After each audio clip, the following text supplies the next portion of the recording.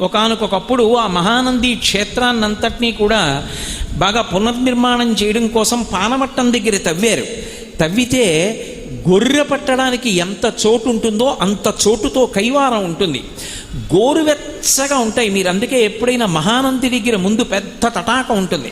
మీరు ఆ తటాకంలో దిగి స్నానం చేస్తే ఎంత నీరు వస్తుంటుందో పక్క పొలాల్లోకి వెళ్ళిపోతుంటుంది. ఎక్కడి నుంచి వస్తోంది ఎవరికి తెలియదు.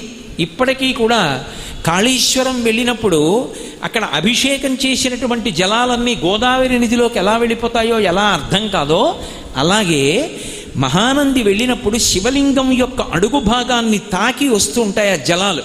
ఒకప్పుడు పునర్నిర్మాణం చేస్తున్నప్పుడు కింద జలప్రవాహాన్ని చూశారు. ఆ ప్రవాహం వెడుతూ ఉంటుంది. అది గోరువెచ్చటి నీటిగా వెడుతూ ఉంటుంది ఆ జలప్రవాహం. అక్కడ మహానంది, ఆ మహానందిని పరివేష్టించి నవనందులుగా 9 నందులుగా ఉన్నాడు ఆయన. అందులో వినాయకనంది, గరుడనంది, ప్రథమనంది, సూర్యనంది, చంద్రనంది, నాగనంది, బ్రహ్మనంది, విష్ణునంది, శివనంది. ఈ 9 నందులు నవనందులు. ఒకప్పుడు నందులు పరిపాలన చేసి ఆ దేవాలయాల్ని పునర్నిర్మాణం చేశారు కాబట్టి అని ఒక మాట.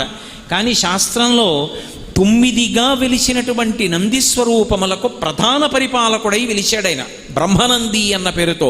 మహానందిగా నందీశ్వరుడు శివచైతన్యంతో కలిసి రాశీభూతమైనటువంటి లింగస్వరూపం. అందుకే అది నంది తపస్సు చేసినటువంటి ప్రదేశం.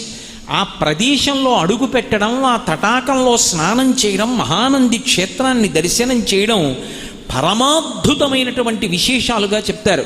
అందుకే మీరు ఇప్పటికీ చూడండి, మహానంది వెడితే ఆ తటాకంలో స్నానం చెయ్యాలనుకున్న వాళ్ళు ₹1 కాసు విడిచిపెట్టారనుకోండి, అంత నీటి కింద నుంచి కూడా నాణ్యం స్ఫుటంగా కనపడుతూ ఉంటుంది.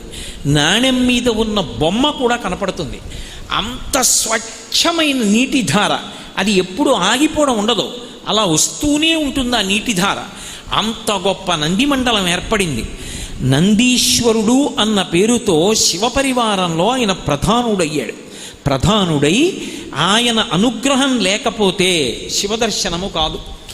ఇది నందీశ్వరుడు పొందినటువంటి వరం.